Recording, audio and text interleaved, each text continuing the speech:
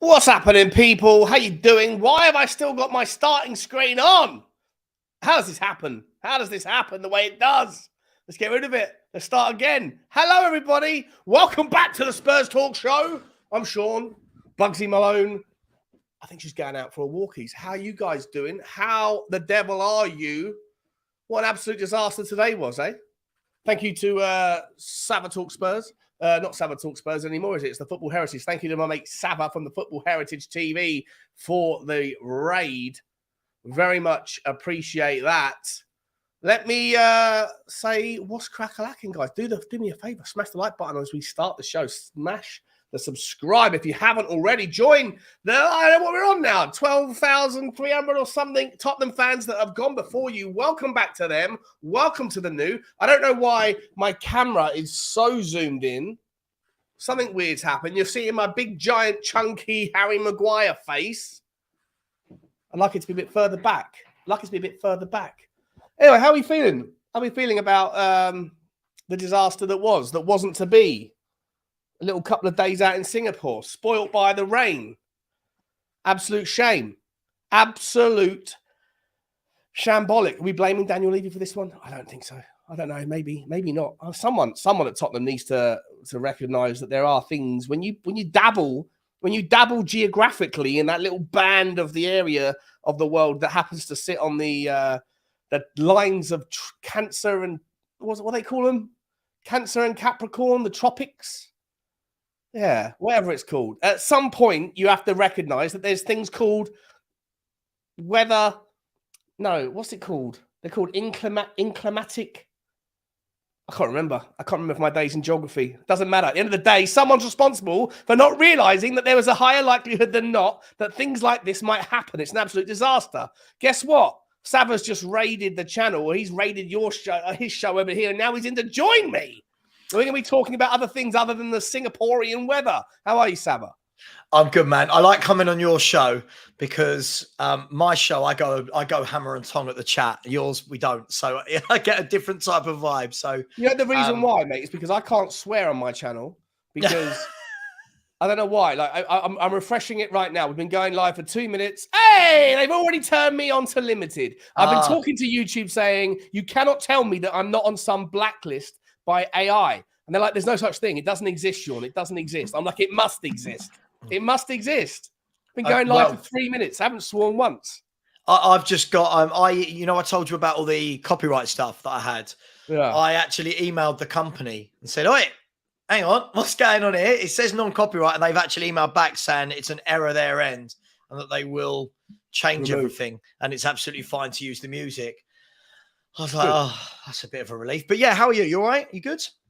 No, feeling better? I'm bunged up now, mate. I feel horrendous. I'm horrible. But listen, I got up this morning and I was like, I wasn't even sure if I was going to do a live stream. I did it, and the live stream didn't happen. Yeah. But now I'm like, now that I've got myself into the gear, the mindset of doing a stream, I wanted to get a stream done. And look, I think rather than talking about the Singaporean shambles that is, what I wanted to to talk about with everyone and welcome everybody into the chat. I haven't said hello to everybody yet, but I'm sure you're all doing absolutely fine. Dunklestalk is here. Who's the panel today? It's only an hour. It's a quick hour show. It's one of those like we're gonna like a flash in the pan. We're gonna turn over a couple of steaks. We're not gonna sit there with a deep dish. But good to see you, Dunks. Good to see this guy Waka Waka Paranormal. I don't think I've seen him too often in my chat, but I've seen him all the time in yours. Good up. Big up. Good guy. Good guy. Big up to him. Mate, what I wanted to talk about was a little bit about Harry Kane. Because I've got some stats up, some data up. 270 people in the house is amazing. Smash a like, smash a subscribe, smash all that stuff. And if you haven't already do the same for Savas. I'm gonna put his link in the chat. But I know most of you have come straight from his, so it's all good. Sava, Harry Kane, is he leaving or is he not leaving? If you're a betting man. If I'm a betting man, I think he's going to be here. And I don't think that's. I say through choice. I think if the opportunity presented it is there. Start again. If the opportunity presented itself, I think he would go. I've said all summer, Sean. I don't think Bayern Munich or anyone else cough up what Daniel Levy wants. So unless we have a kind of manic last couple of weeks where someone turns around and realizes, hang on, we still haven't got goals. I can't see anyone whacking out over 100 million for him, and I can't see Levy selling for less than 100 million. So I think he'll be here and run down his contract. I've said that all along. I wouldn't do that if I was him. I'd be begging to go, but hey, I think he'll be here. Do you think that Harry Kane not saying, the intimation from the media is that Harry Kane won't ask for a sale. He won't ask to leave, right? He's not going to do what he did a couple of years ago or whatever. Is that him doing Tottenham a favour? Wouldn't it be doing us a favour more to lay his cards on the table, let us know where we stand? Like I don't buy this argument that he's like being a good guy by saying or intimating that he's not going to sign a contract, but he's also not going to ask to leave. Yeah, look, I don't think it's anything to do with him being this great guy that loves the club and, you know, he's doing it for us. But then again, the same way, I don't think, does he have to say anything? There's my question back to you. Is he obliged with 1 year left on his contract to actually come out and say anything? He's contracted to the club. He's still playing. He's still in the squads. He was lined up today. He was going to be captain. I think it would be more harm than good to say anything. And I'll tell you why. I truly believe that if something is going on and if they are angling for a move, which I don't know, look, smoke without fire, I don't know. But if they are angling for a move, whatever he comes out and says now bites him on the backside. So if he comes out now and says, I want to leave, I'm going this summer, and then the deal doesn't happen, he looks like an idiot. Then if he says, I'm not going anywhere, but if a massive bid comes in and he does go, he looks like a liar and an idiot. So I'm not sure what the best thing he could say is. I've said all along, if I was him, I wouldn't be saying anything. I would just be cracking on my football and I would be running down my contract unless that big bid comes in that Levy accepts. I don't think he's done anything wrong. Okay. And that's fine. I'll take that on point. It's a good point. Do you think, though, that... I mean, I made this point earlier, like him in the starting 11 today... If he's not under any duress to have to say anything to the press, and I get that, and that's maybe the reason why he's been shielded away from any kind of media and all that stuff. But I think that tells its own tale, if I'm entirely honest. Like, and to me, the question is then, like, if we're not putting him in front of the press because we don't want to see him get the difficult questions, and you're not even going to put him in front of Spurs play where you can control the questions, then I think it tells its own story of where his mindset is. Then is there an argument to... Well, there's two ways. I want to go in two different directions. The first question is there an argument to say that if you look at that first half team sheet that was supposed to play today, it was arguably a little bit stronger than the first half team sheet that played against West Ham. And so is there an argument that maybe that is a little tweak? Like, is Ange Postecoglou starting to work towards that first half 11 that we were going to see today being something that looks a little bit reminiscent of what the first game in competitive football is going to look like? And if so, does having Harry Kane in that 11, is it a waste of time if there's club knowledge that we're going to be losing him should the right bid come in? Or is it an assumption that he is going to be here, to your initial answer? Wow. Let's start. In terms of, it did look like he was pivoting, to use one of your favourite words, towards the more favoured 11 with Davis in there over Tanganga, with a Doji over Reggie, which I think most people thought that was going to happen with him coming back from his loan, with Son in over Manor Solomon. So, you've got that argument is definitely there that he was looking to go arguably towards more of his stronger first team. We can all argue about who we would have in there, but maybe what his first team would look like. So I agree with you on that. Yeah. Harry Kane not saying anything, does it tell its own story? Kind of. I think there's definitely smoke. I think there's definitely fire somewhere. I think that they'll also be very aware that whilst Kane might want to leave, they might be very aware that Bayern Munich don't have the money at the moment or are unwilling to part with that much money to take him out. And as far as we're aware, no one else has put in a bid for Harry Kane.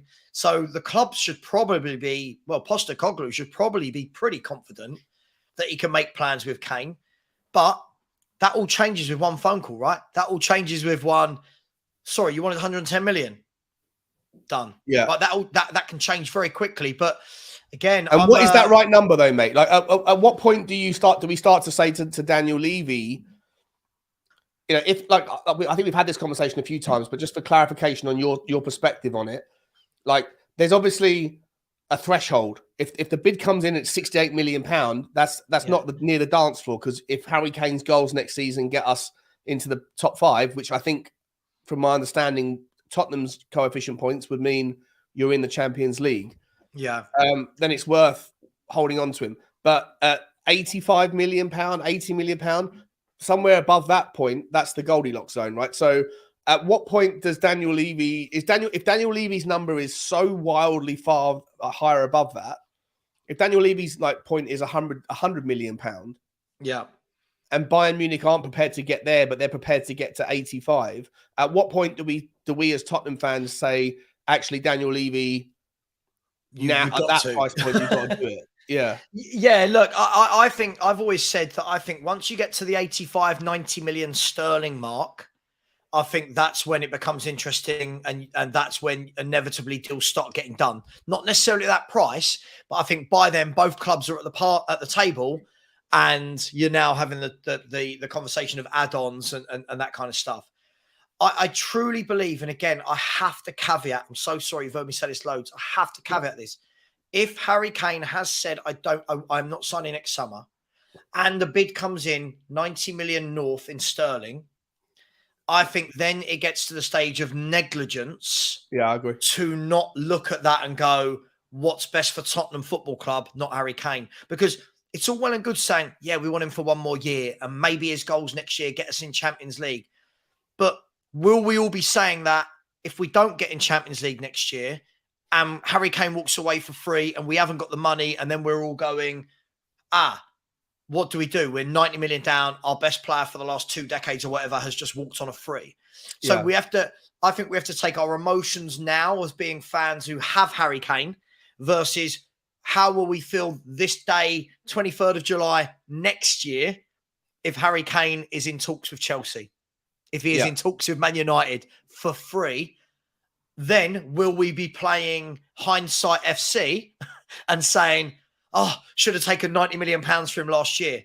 And I think emotions are ruling people's common sense on that front when they say, he shouldn't sell us his 120. I think you've got to play the game. I think we've got to play the game.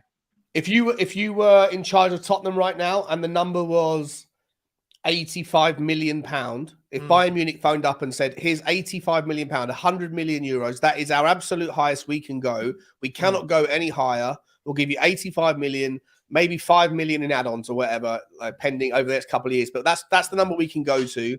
And if you say no to this, then we will walk away and we will keep pressing Harry Kane, keep pressing his wife, Charlie, everybody else, to not sign a new contract, doing what they're doing.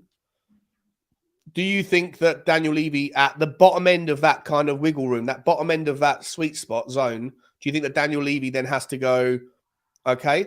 Or yeah, I do. I think, look, I think, as I said, I think 85 million sterling gets you to the table. I think it gets you some chips into this poker game. I think then you start going, okay, we'll take 85 million up front with 10 million add-ons after he's played 50 games, 10 million add-ons after he scored 30 goals. I think you'd have to. And again, remove sentiment. You've got to remove sentiment. We are Tottenham fans. Tottenham will still be standing once Harry Kane leaves. Whether that's this year, next year, the year after, we're still going to be standing as a football club. I just think this is the perfect time. New manager, a new manager, new philosophy, building a new team. If you're going to do it now. Build without the guy, get your 90 million, and that could buy 2 centre-backs and a defensive midfielder with the money that must already be available. So, look, we know what Daniel Levy's like. He's going to play as much hardball as possible. All I would say is this. It's been quite a while since they actually put in the second bid. hasn't it? I mean, maybe they're not looking at a third bid. I don't know. No, I listen. I do. I 100% agree with you on that. Just quickly, I want to come back to in a second. Just two things. We got Daniel Levy's a new member. Well, I'm Daniel. About time you joined the show. Listen, mate, stop spending money on my channel and start spending money on the things we're talking about. You absolute moron. Mate, appreciate that. I do appreciate you joining, whoever you are. And yeah, I'm not sure if you're a puppy or a pony, but very much appreciate it. Look forward to meeting you on a fan phoning show next week. Ben saying, have I got the wrong mic on? I don't think so. Sava, is my voice sounding weird? No, it sounds good to me, mate. Sounds good to me. Perfect. All right. And then last, before I get back to the conversation, there is 101 likes and there's nearly 500 people watching. Smash the likes, guys. Only 1 in 5 of you have hit those like buttons so far. It's free to do. Make sure you get over to Saba, to Football Heritage TV. I will put the link in the title and the description as soon as we're done. But also, I know most of you have come from his channel, but obviously, if there's anyone here that hasn't already subscribed to Saba, then I'm going to put it in the chat in a second. Saba, where I want to go with it, what you just said about like what do we do with the money? Because that was the kind of point of the show here, right? I was expecting, I'll be honest, I was expecting to go live solo, and I've got up the Wyscout tool, and I was going to start pulling apart like statistics and data and stuff, and looking for certain. Oh, thank you, Ben. You're a good man. You've done it for me. Nice, Ben. You're the best mod in town, my man. What would you do, right? Let's say that conversation plays out the way I just said it. 85 million gets bid. Bayern Munich say not a penny more. We're done. Or we're gonna roll the dice. You're gonna roll the dice. Chelsea's gonna roll the dice. Everyone's gonna roll the dice. But Harry Kane says to Daniel Levy, "I really want to go, bro. My wife's found a little nice little spot, cul-de-sac in somewhere in Bavaria." And like whatever, right? A nice little cul-de-sac in Bavaria. Nice little cul-de-sac in Bavaria. Lovely stuff, right? Where they pour the beers with too much head and stuff. That's what she said. And it's just the way it works out. Then how do we go about it? Like, do we take that money and do we just go massive on the centre backs? And are you confident enough with the combination of Sonny, with Richarlison, with Brian Hill, who we haven't seen in pre-season yet, obviously, with Decky, maybe with Porro, with Solomon? Is the forward line enough that you would sit there and roll the dice and then maybe wait for Ivan Toney in January? Or do you feel like some element of the money would have to go into something to support that front line immediately? Yeah. Listen, first of all, I think there must be money already available, right? There must be money there. How much, we don't know. Right, but there must be money already there available. Now you add 85 million to it. I think the 85 million, first of all, allows you to go tap sober Van der Ven, boom, boom, done, right? It doesn't have to be those two. I'm just saying those two because they're the two that have been mentioned all summer. Yeah. Right. That's your defense, right? I think then you've got money can you go and get a couple of young, quick forwards? Can we scout? Post-Kane must have some players. He does a lot of his own scouting, apparently. He must have players that he knows or he's worked with or players that he's played against that we can go and get that, they're not your 30 goal a season, but they'll complement a Son, Richarlison, Maddison, Solomon, Kulusevski, Hill. We will score goals. I truly believe we will score goals. But there's nothing to say that we have to score as many as last season if we shore up the back four. That's the thing. I think, do we have to cover all of Kane's 30 goals? No, but I think we would anyway. I truly believe we would. I think Maddison straight away gives you a minimum of 10 Premier League goals, right? Yeah. He has done for the last 4 seasons at Leicester, right? I think Sonny, last year was a blip, but before that, he guarantees you 10, 11, 15, 17 plus, right? I think if Richarlison played more games, he will score. Not to the level of Harry Kane, but I think Richarlison will grab a few goals. I think Solomon looks like he'll grab you 6, 7, 8 goals. Brian Hill, we don't know. A new player coming in. I'm completely not worried about that end of the pitch, Sean. I'm really not. What I will say, it's a shame if it has to be that we can only buy centre-backs by selling a top player. That is a shame, but it's a disgrace, mate. It's more than a shame. It's an absolute disgrace. Yeah. And as I said a couple of times, I think I said it with you the other day on this channel. Like, I've spent a long time. Big up, Alan, mate. Good to see you, mate. How are you? Yeah, I'm good. Yourself? Good, buddy. Good. Yeah, like, to me, and I'll come to you, Alan. Like for me, just riffing off of Saba's point, like I do think I think if you do sell Harry Kane, this is the purpose of the stream, I guess, is the hypothetical of what do you do if he leaves? Where do we go with it? We got some names we can talk about, but if Harry Kane does leave, I guess the first argument is, does that guarantee that you go and shore up the centre back? Saba was making the point, Alan, that you don't need to necessarily replace 30 goals if you can stop leaking 20 more than we did last season. Hopefully, Vicario's gonna be a little bit more tidy at the back than Lloris, who lost all confidence. And then you go and get the centre backs. Maybe it's an easier conversation, but two things really. One is I still think that there is a need for a centre forward. I don't know what your thoughts are on Richarlison. I think Saba and I share the same concerns. I'll come to you on this one, Alan. But also, for me, Daniel Levy, if he needs to sell Harry Kane to raise money, then I don't know what the hell is going on, because Aston Villa can do it. As much as I dislike this conversation around Aston Villa being a bigger draw than Tottenham, I don't agree with that. But what I do think is that Aston Villa are showing more ambition than Tottenham right now, as are Arsenal, as have Chelsea, as have most of the teams around us that are pushed closer to the peripheral of the FFP rules, and we're nowhere near it, and it doesn't seem to add up. I'm going off on a bit of a rant here, so I'm going to wind it back in and say, Alan, what would you do with the 85 million? Would you rather Tottenham just go and shore up the back line, or is there a forward that you'd like to see come in?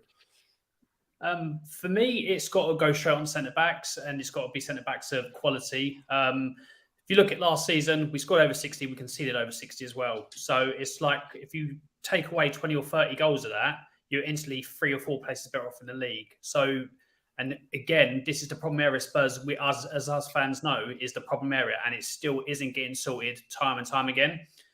So I want to see Van de Ven come in purely for the fact is, and like a lot of Celtic or Australian fans on my channel tell me, is Post-Kane wanted him at Celtic. He's a keen admirer of him, so it's the player he wants. So you would want to get him in across the line, and then obviously maybe a Tapsoba or a Tosin if he's the type of guy that's been. Sorry, who was the guy at Celtic you want to see him bring in? Apparently, Ange wanted Van de Ven at Celtic. That's what a lot of the Oh, Celtic really? Yeah, apparently. Yeah, that's what they're all telling me. I'm like, I don't know that, but apparently he's wanted him at Celtic. So it's a player that he thinks can fit his system and play the type of football he wants to play. So, yeah, I think that's the reason why it's taken so long, because it's the deal we want done. But it's just, for me, it's always the same with Spurs. Like Aston Villa, like I think Saba said on my channel yesterday, Aston Villa was like one offer, 2 offers, 3 offers within 8 days done. But it doesn't seem to happen with Spurs. When we get knocked back, it takes ages, or we might come in a week or so later. We might put a second bid in, and it's just one of them things. For me, as the time is now, if Kane goes, I'm happy with the front line. I think you've got a lot of attacking options there. Obviously, Richarlison's not going to get the 30 goals, but he will get goals with the team that you've got there. Do you think the Richarlison issue is a confidence issue? It could be. I mean, for me, earlier on in the season, when he got his chance, like in the Champions League, he was looking all right. He was looking decent. He weren't setting the world alight, but he was looking like he was hungry for it. And obviously, he then was dropped out of the team. And for myself, it kind of knocked his confidence. And then obviously, you hear about what happened with Conte behind the scenes and all that. So I'm just like, I think if he is the main man, there you go.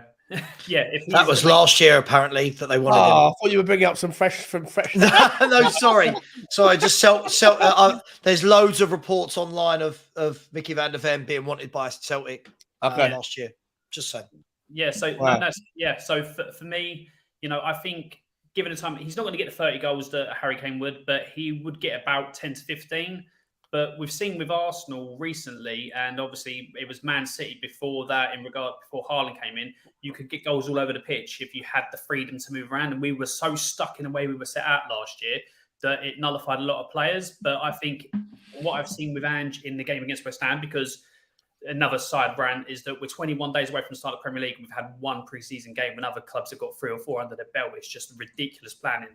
But yeah, I think if you have the freedom with the team to move around and interchange and like be able to attack them, I think you solve a lot of problems going. Well, we don't have many problems going forward, but we don't lose a lot. But it's that defense area that we're crying out for, and it still hasn't been done. So for me, if Harry Kane goes for the 80-85 mil, then for me that's got to go straight on 2 quality centre backs. Wow! So both of you are okay Like even though we shouldn't need to have to sell Kane to be able to afford these two. Like there's enough money in this football club to be able to get them both. And Daniel Levy being Daniel Levy, and whoever's crunching the numbers is like, for me, like the biggest problem is this pivot from. And I know I say the word pivot. I've got to find some new synonyms, but like the shift from FFP moving from a percentage of profit to a percentage of revenue. Everyone else is taking the risk on that regard. Everyone else is shifting, and there's that 2-3 year wiggle room where you get this year it's 90% of your total revenue you can spend on the combination of wages, fee, agents' fees, and all that stuff, and then transfer fees. Next year is 80. The year after that, it settles at 70, and that's where it stays. But Daniel Levy doesn't seem to want to care about that. But both of you are saying put that to one side. You're okay. Yes, in an ideal world, you do both, but you'd much rather get the defense sorted, even if it meant losing Harry Kane and working with what we have. I don't think it would be either or. I think if Kane went, you would still bring in another player up top. I just think that we've talked about this before. There's not many goal scorers around in world football, so it will be somebody of a different ilk. Maybe someone a bit quicker who gets 10 to 12 goals, but. There's nothing wrong with that. Loads of clubs play that way. Spurs are one of the only clubs we've been very lucky with Harry Kane. People need to remember that we've been very lucky that we're one of the only clubs in world football that have had a guaranteed 30 goal plus in all competition striker year in, year out. Other clubs find solutions to that. And Ange would find a solution to that. I just think there are options. Manor Solomon on the left, Sonny through the middle. I think Sonny would score. I think Sonny could get 19, 20 goals next year playing through the middle. I think he's better there. Is that what you would do? I think it would be an option, but then I would buy other players up top that allow you to rotate, that give you more options. Look at Arsenal now. You know, their favoured front three was Saka, Martinelli, Jesus. Since that's happened, they've now added to that Trossard, right? They've now added to that Havertz that can go and play in one of those positions. They've got Emil Smith-Rowe that can play in one of those positions as well. So they've got, you know, they haven't got the 30 goals, but they've got 10, 12s, 15s all over the park. I want Spurs to get to that, Sean. Yeah. I'm sick of having this fear of every game. Oh my God, Harry Kane's not playing. Oh my God, where's our goals and creativity going to come from? We've got the creativity. You've bought in Maddison, who will create. You've got Manor Solomon, who looks like he wants to create. Kulu can create. You've got Basuma, who's going to bomb forward and get forward and join in. Yeah. Let's find a different way. I know Spurs fans are scared of it. I know it's something it's terrifying. It's terrifying to think of going into a new era without Kane and not really replacing him. Like, it's terrifying. But I know you're never going to be able to replace him. But even if you can't find a 9, because 9s are so sought after. Let me press pause that second. We've got a couple of super chats and a new member I want to call out, and then I'll come back to the conversation. Joseph, Lewis. We've had Daniel Levy join the club, join the team as a member. Big up Daniel, and also big up Joe. Wow. All right. I know we had Donna Cullen earlier. The whole board are coming. All I need is a couple of those fan advisory panel members, and then we're at the FAPs. And then we're good to go. And I've got a couple of our super chats here. We've got Donna Cullen. Big up, Donna. Good to see you. Hope you're okay. I hope you didn't get too wet out in Singapore. Make sure you wear that umbrella. I don't want that hair of yours getting a little bit poufade. Mr. Sava, is it my fault the game was cancelled? She's asking you. I'll let you answer that one, mate. Yes, you control the weather. Yes, it's your fault. It's you. And we got another one from Jory. Big up. Thank you, Donna. I really appreciate it. And Jory as well. Big up, Johnson. Good to see you, mate. We absolutely need a ready-made centre forward to replace Kane. Vlahovic is the most obvious candidate. I bet Fabio has a bid ready in case Kane goes. Big up, lads. Mate, I'm gonna come back to that in a second, because we're gonna spend the next 20 minutes talking about potential candidates. So I do want to get around whether we go. Can I answer a quick question, Sean? Just really, really quickly. Yeah. They've been really nice. Someone in the chat said, Seeth the Fool said, getting rid of Kane won't just magically spawn goals around the team. I don't think it's about spawning goals. Seeth the Fool at 1:32 p.m. I don't think it's necessarily Seeth the Fool about spawning goals. Sonny has been a goal scorer. Other than last year, even last year, he managed to get 11 Premier League goals or whatever. Sonny has always been a goal scorer in that regard. James Maddison has always chipped in with goals, whichever team he's played for, right? Kulusevski, we've seen a small sample size where he can grab some goals, but can he now step it up? Plus, you've seen Richarlison get 10 to 13 goals in an Everton team. So I'm not saying I want him, by the way. I'm just saying, right? Yeah. I don't think it's a case of suddenly spawning, but you've got players there that have historically scored goals.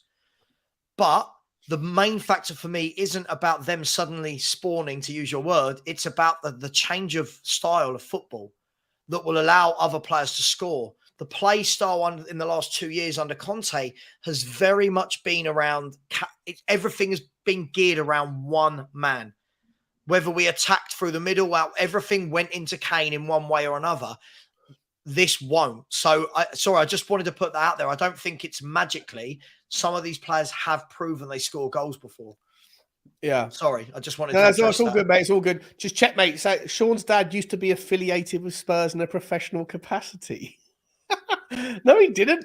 No, well, I mean, I guess he kind of did. My dad was a stockbroker who, back in the day when Terry Venables sold his stake in the club, Terry Venables went via my dad, the stockbroking at the stockbroker that my dad worked for, and used my dad to facilitate selling Terry Venables' shares into the market. So my dad was the broker who sorted out Terry Venables selling his shares to, like, I don't know, a bunch of different hedge funds or whatever. And then Alan Sugar was absolutely furious with my dad and with Terry Venables for not giving him first refusal on the stock.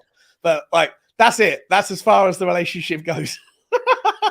It's an interesting story, but there's absolutely no relationship. By the way, people have made a good point. Adoji grabs the odd goal. Porro scores goals. It's not like we don't have any goal scorers in our team.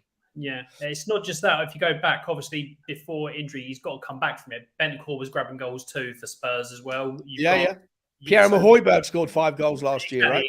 You've got goals across the team. I think it's been skewed by. I think fans see 30 goals from Kane and literally just see the number and go, that's all we can do. Get the goal, but Kane's the one that scores goals. But there's goals all over this team, and we've just got to believe in ourselves that we are Tottenham Hotspur FC and not Harry Kane FC. Alan, did Harry Kane score 30 goals because the team played everything through him? Would Harry Kane have scored 30 goals had he gone to Manchester City, where the team didn't need to play everything through Harry Kane? I think he still would have, because the type of quality of chances that he would have got, like compared to Spurs, I think, De Bruyne would have put him on a plate, Silva and all that. So Grealish, they would have put him on a plate. I think he would have got just as many goals. What I'm saying is that there's a lot of the Spurs fan base that would just go, because Harry Kane's got the numbers, they like the whole thing of, if you take 30 goals out of Spurs, we're going to get relegated. I think it's just so, polarized, and that's it. If like Harry Kane or not. But if you look back to Poch, our last attacking manager, when Kane got injuries, we would always be able to pop up with goals from Son, Eriksen and all that, like with Dele Alli. So when you've got players that can do that, and you have an attacking manager, you can find goals elsewhere. I'm not saying Richarlison's going to get 30 goals, but I just think Spurs fans panic.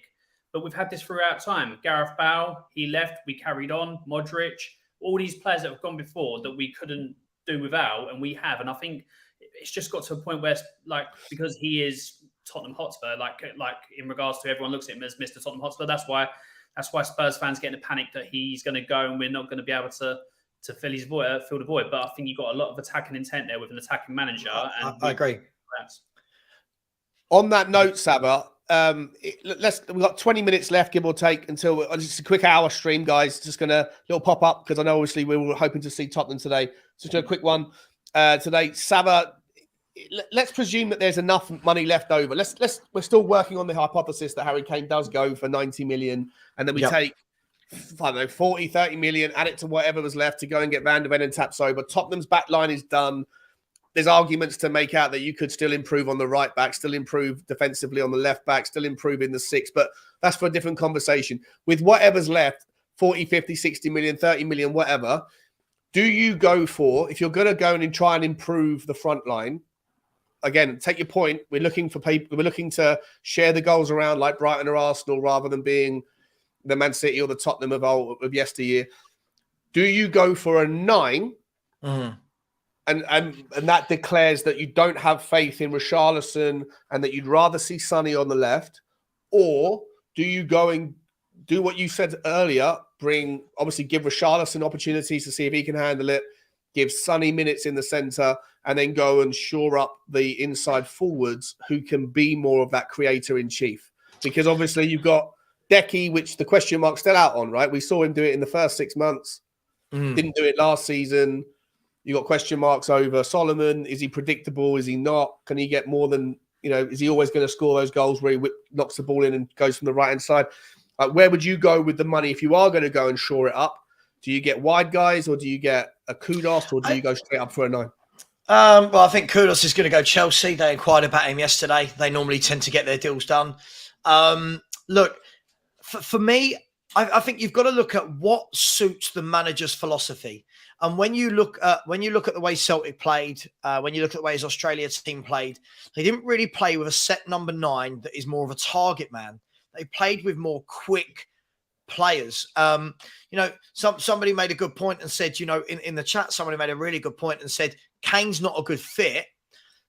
Bellamy, Dickoff, Suarez, Vardy, those kind of manic type of forwards that run and go everywhere are more what he's looking for. So it will be interesting. Do we go for a Tony, for example? But I'll always bring it back to this, Sean. How many number 9s out there that would appease the Spurs fans? What number 9's out there? I hear Vlahovic being mentioned, and I think to myself, he ain't coming to Tottenham. He's going, for me, he's going to PSG, someone like that.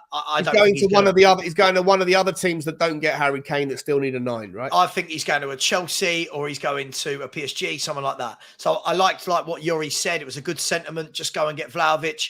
I think Vlahovic will get a bigger club. So where do you go is my question, Sean. Who's the number 9s that are your archetypal number 9s? All right, well, let me bring it up. That you go and get. Get a list of them all up, shall we? There you go. Yeah. Whoever we get, it's going to be, it's going to be a risk. Any signing, I suppose, is a risk. It's going to be a risk because not many people score a lot of goals these days. So this is a list of. Oh, I can't even see it yet. Has Spurs said Watkins? You're not getting Watkins out of Aston Villa, are you? Let's be brutally honest. Why is he going to leave Aston Villa to come to Spurs? Why would they sell him? I completely agree. And I make the same argument about Douglas Luiz as well, but that's for a different conversation. I agree. So this is all of the inside forwards you can see on the position here, right? So you've got, if you can see the screen, you've got all of the forwards, the attacking midfielders, and the inside forward left and right in world football, filtered by market value. We can filter this in a bunch of different ways. I'd probably just, for the purposes of immediacy, just cut it down to we're not spending more than 80 million quid on any particular player. Alan, that's generous. Okay, well, I'll go down to 70. I'll go down to 70 million, right? Just to cut some people out. I think Vlahovic is actually in there at 75, which is why I think I kept him in there. 75 million. This is in euros, remember, so it's not the same as pounds. But we're not signing Rodrigo, not signing Silva, and Kunku's just gone to Chelsea, not going to get Man United. Lisandro Martinez, any chance? Any desire?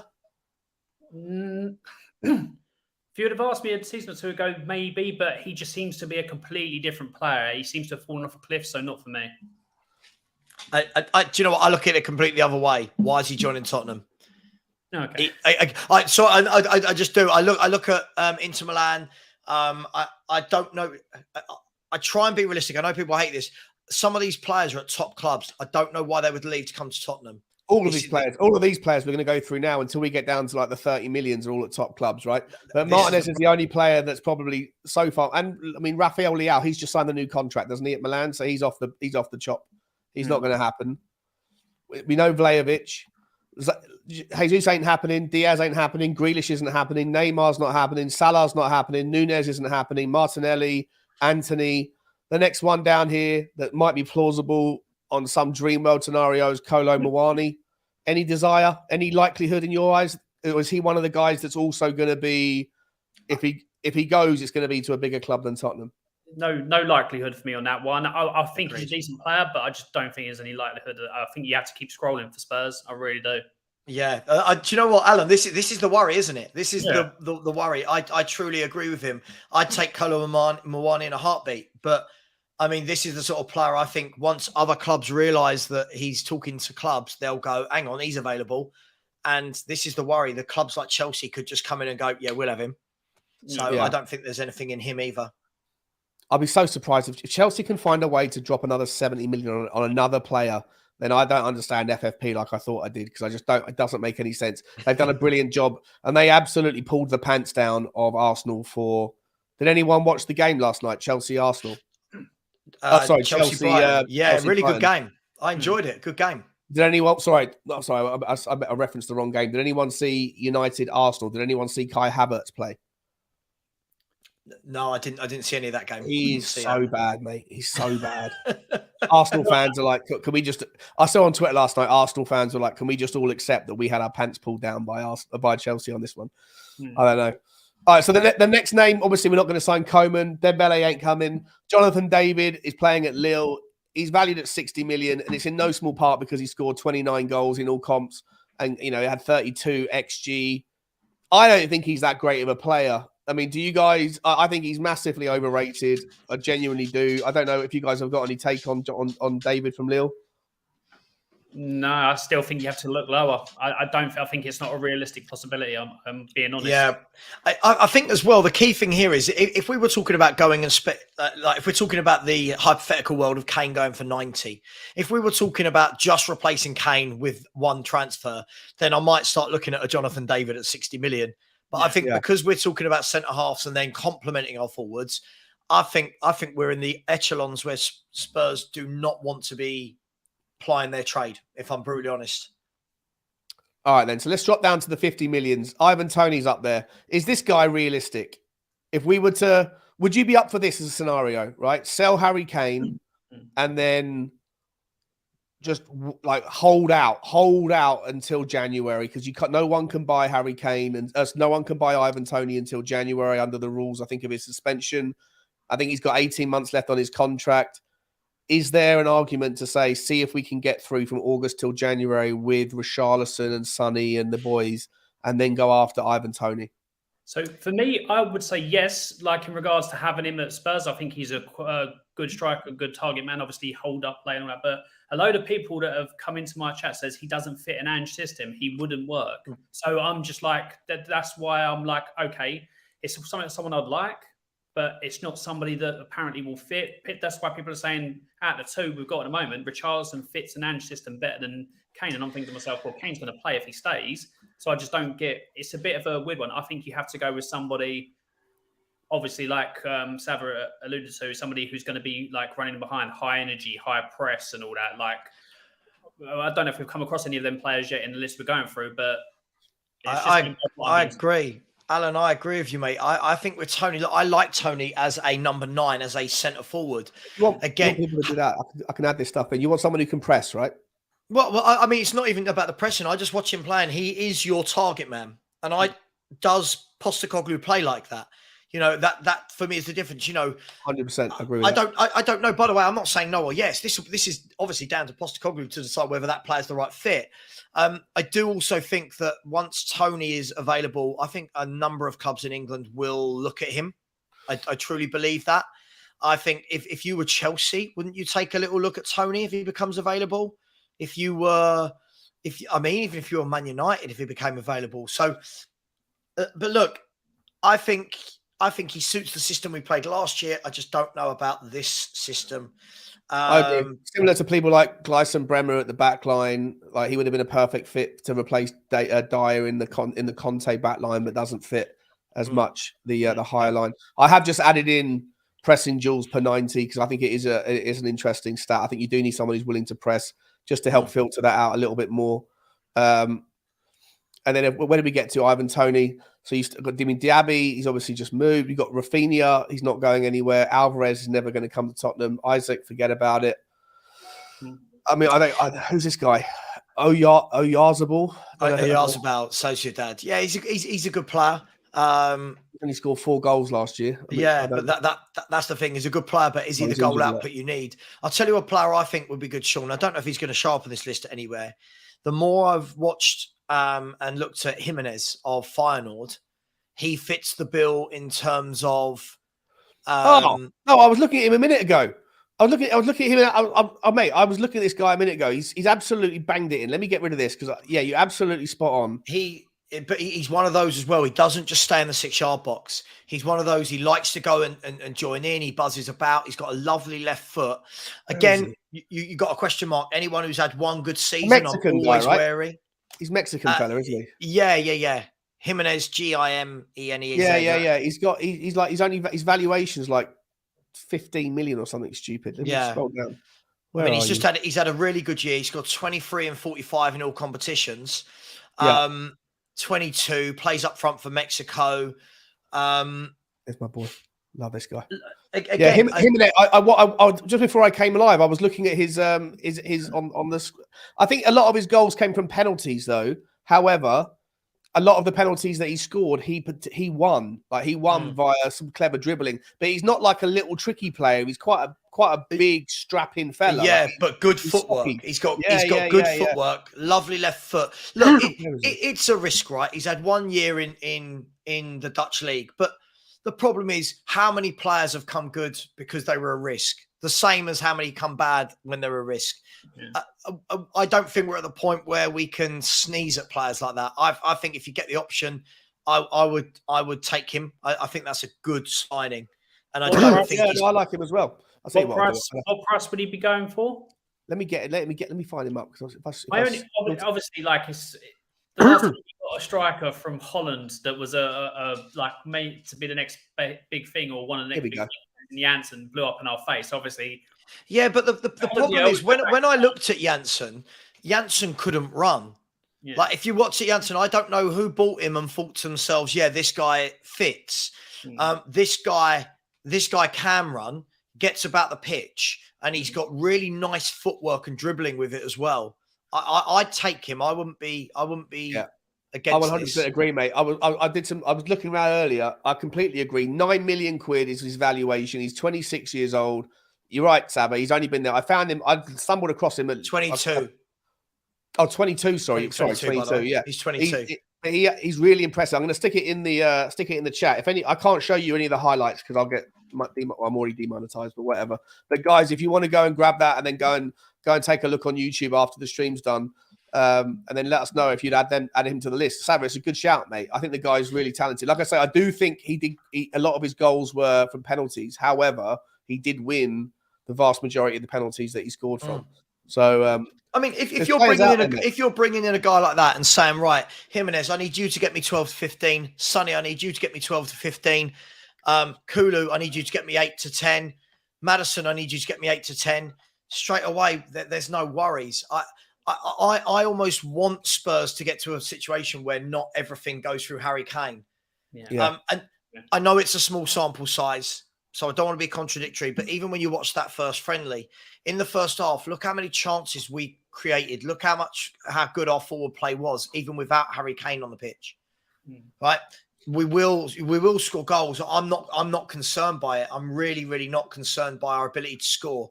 I was concerned by our ability to play football and not concede under Conte. Yeah, 100%. Guys, I just seen a message here from Chief Mod Benny Kaufman saying, well, first of all, subscribe to Alan, and he also said the same thing about subscribing to Saba to hit those links, guys. But also, he said there's a bit of a disgraceful behaviour going on from you lot in the chat. What's going on? 700 people in here and only 206 likes. It's madness. It takes nothing to say. Conversion rate right there, that is. It's a really poor conversion rate. That's a Richarlison conversion rate, isn't it? Yeah. What about, listen, is any interest in, I've seen his name just pop up again. He's always there or thereabouts.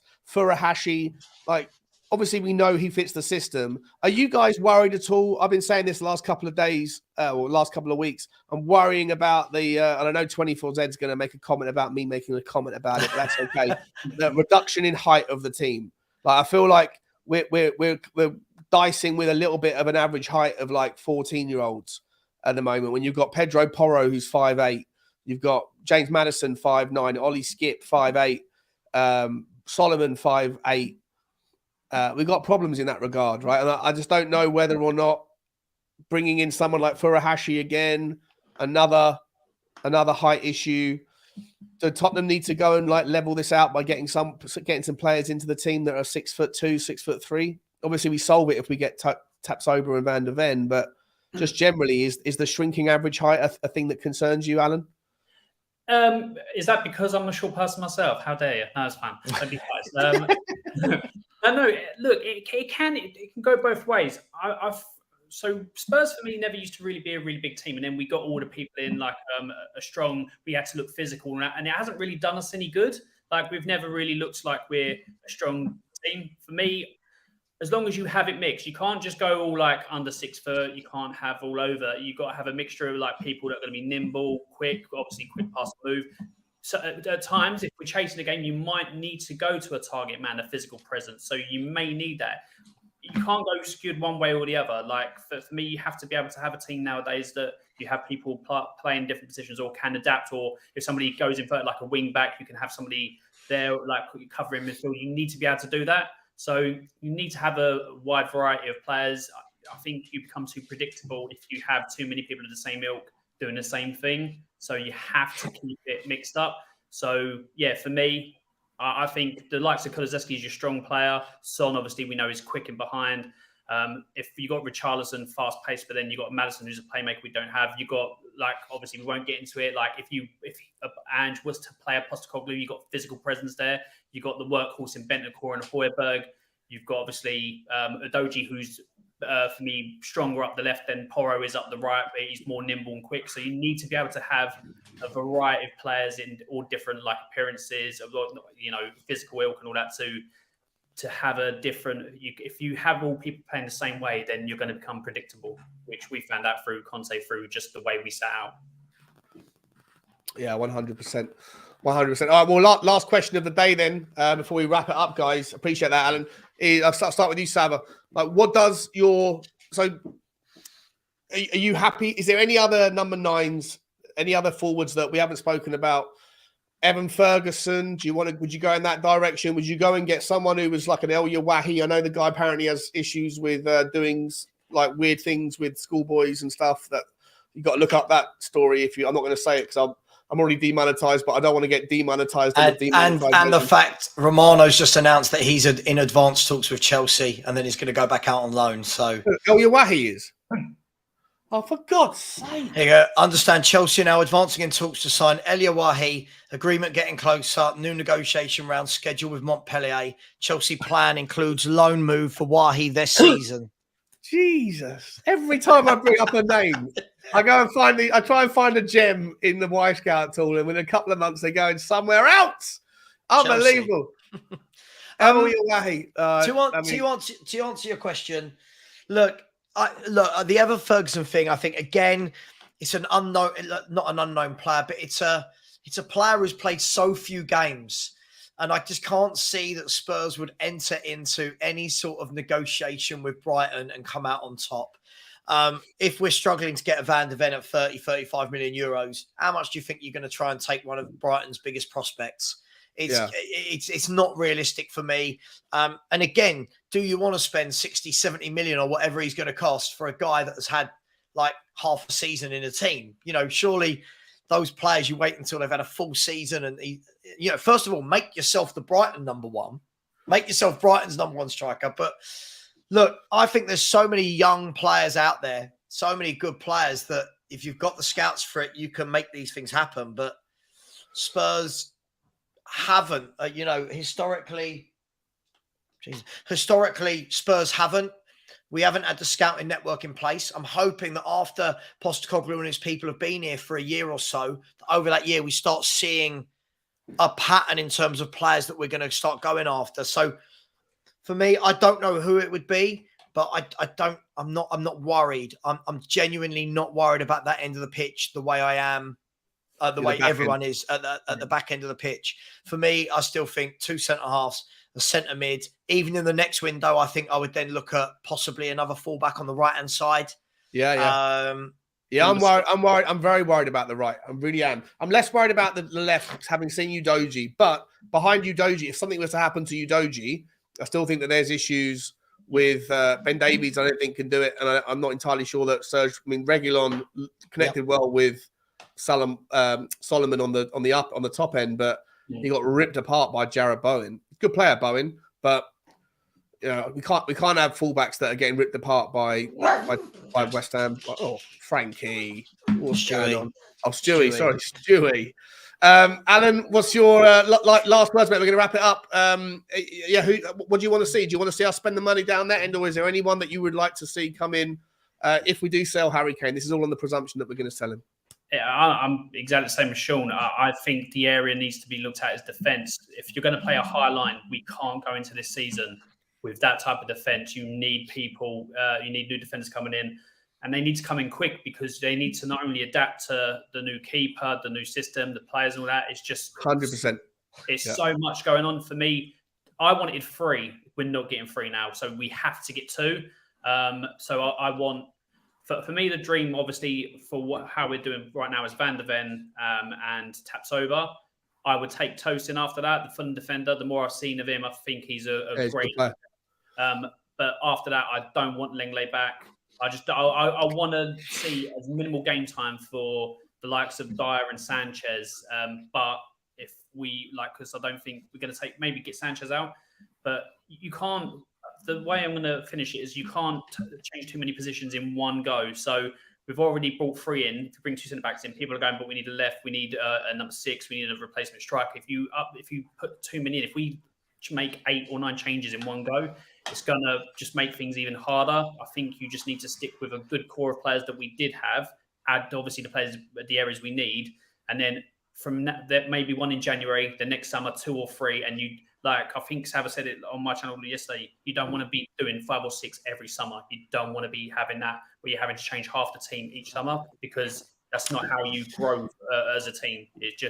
Can I just, I know you want to end the show, Sean, but just really quickly, I'll tell you a worrying thing after today. Obviously, we're not going to talk about the game being postponed, but the fact that it was now means that Spurs have got 19 days until the season starts. No centre-backs in. We've only played 1 game in a pre-season.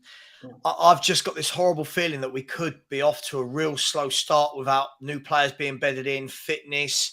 Mate, we were going to be off to a real slow start or a volatile start anyway, even if we fitted in all the games and we had a perfect window. There's so much change at Tottenham. I think that everyone needs to brace themselves for getting punched. You know, like everyone's got a plan until they get punched in the face. Said Mr. Mike Tyson. I think we're going to get punched in the face quite a few times by Brentford and Man United. I think we've got a very, very difficult start to the season. And things like what happened today and things like what Daniel Levy is refusing to budge on is giving Ange Postecoglou, there's enough uphill battle for him anyway. Like, give the guy a chance. You're setting him up to fail right now, you know? Yeah, that's what I meant. I knew it was going to be tough. I think me and you have spoken about it before, Sean, where, you know, I think it's going to be a very bumpy August to December. I think there's going to be games where we batter teams and we look like world beaters. And then I think there's going to be games where we take a bit of a hammering whilst players, A, learn how to play with each other, B, learn how to play the system. And the fact that we've had 190 so far, all the players that have played have had 45 minutes of and ball, if we want to call it that. Right, with 19 games to go the season. It's mad, isn't it? It's mad. It is not. I'm not blaming Spurs for that. I'm not blaming Spurs for the game being cancelled today. I am blaming them for not having the players we need in. Yeah, but this is all the players out, mate. All the players out. I mean, Chelsea have got 11 players out the door and 8 players in, or whatever. It's like a revolving door policy at Chelsea. At Tottenham, there's a blockage behind the fire exit. It's crazy. We've got all this Waco. We've got 1 play. What's that? It's Waco.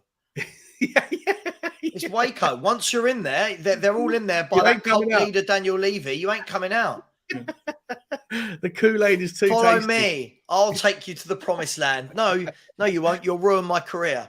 Yeah. 100%. All right, boys, thank you so much for coming on for the hour.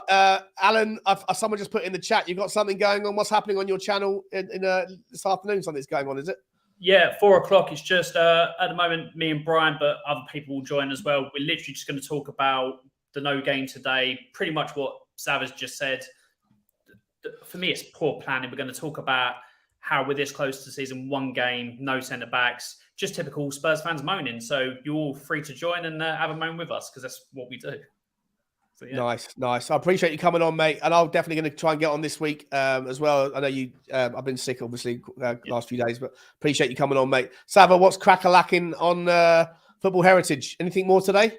No, not today, mate. I'm busy today. But we'll be back Tuesday night. You're joining me for the Spurs review.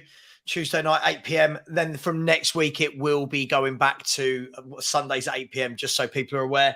And then just the usual throughout the week. Yeah. So just if anyone would like to subscribe, and thank you for helping me get over 7,500. Much appreciated. Oh, nice one, mate. Massive congrats. Yeah. Thank Massive you. Congrats. All of the link. I'm going to stick their links in, and obviously Ben's been putting them up. Appreciate you, Ben. I'm going to put the links in the title in a second. And I'm just sorry, I've missed a couple of. I've missed a few super chats here. I do apologise. Phil P saying, "Question: Is Tony even a gamble?"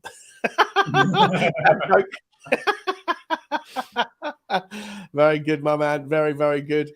Loves Music saying Mitrovic on loan until January, then get Tony. I heard Mitrovic was going to Saudi Arabia, isn't he? Or is he going to Saudi Arabia? Apparently, yeah, because they've just announced that apparently Fulham are about to sign Raul Jimenez. Wow, really? Apparently they're about to sign Raul Jimenez. Let's have a look. Yeah, Fulham are in talks to sign Raul Jimenez. His concrete option being considered as negotiations are taking place between Al Ali and Mitrovic and Marco Silva. So I feel for Fulham. They're about to get ripped apart, aren't they? Paulinho, Mitrovic, the manager. Yeah. Oh. Game over for them. Probably a bet for them to go down next season. Might not be a bad one after a good year. Appreciate that, Loves. And also Phil again saying we'll get punched in the face, but there's no play. Yeah, everybody's got some people haven't got a plan, and then they get punched in the face. Appreciate you, Phil. That's awesome. And then Loves again, the last one. In fairness, it is monsoon season.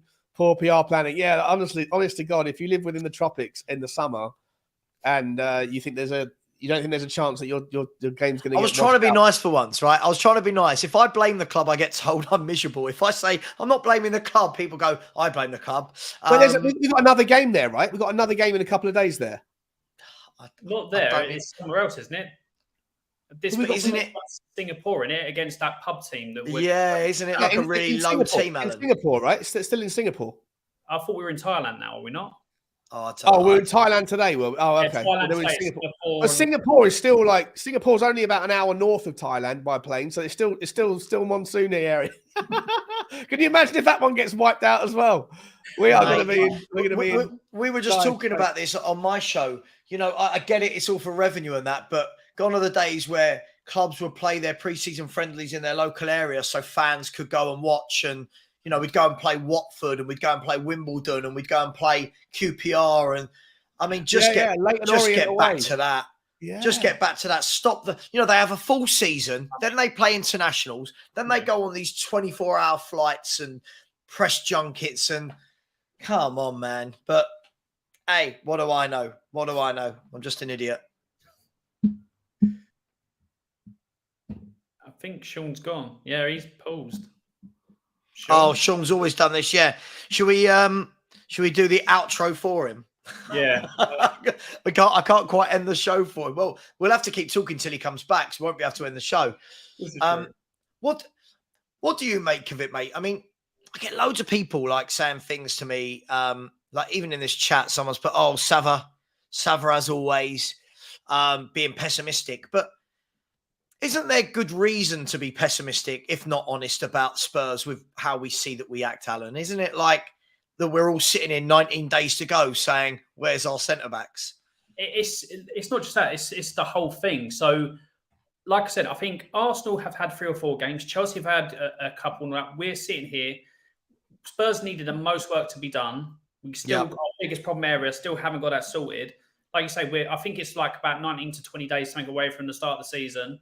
We've had one preseason game. Although we look good in that game, we still show like our problem area is centre back, and to not address that, to be in this position, and to be fair, even when we played the second game against this team in Singapore, who we've had to fill it like for Roma, it's not really going to be that much of a challenge or a thing. It'll be like a walk in the park. So it's not really that good a preseason game to have anyway. So you're looking to come back to England with, well, maybe not even come back to England. What, Shakhtar, is that in England? And then you've got Barcelona as well. I don't think you've got many games in England to settle the team back in before the start of the season. It's just, for me, we have run so poorly in so many different areas. And I'm just like, every fan beats us with a stick for it. And I'm just like, go away. I've had enough. And every time we see this type of shit happen, pardon the French, it's one of them things where I'm just like, I just want Spurs to do something right for a change. It's just No, mate, I hear you. You're right, lads. Yeah, my internet is doing its usual dance. Thank you for joining us. Thank you, everyone in the chat. Thank you for the super chats and the members. Can't wait to meet the members again. Appreciate you all. Subscribe to Time Added On. Subscribe to Football Heritage TV. I'll be putting their links in the title the second I get off this. I love you guys. Saba, Alan, thanks so much, boys. As always, guys, like, subscribe, and comment. And as always, bye-bye.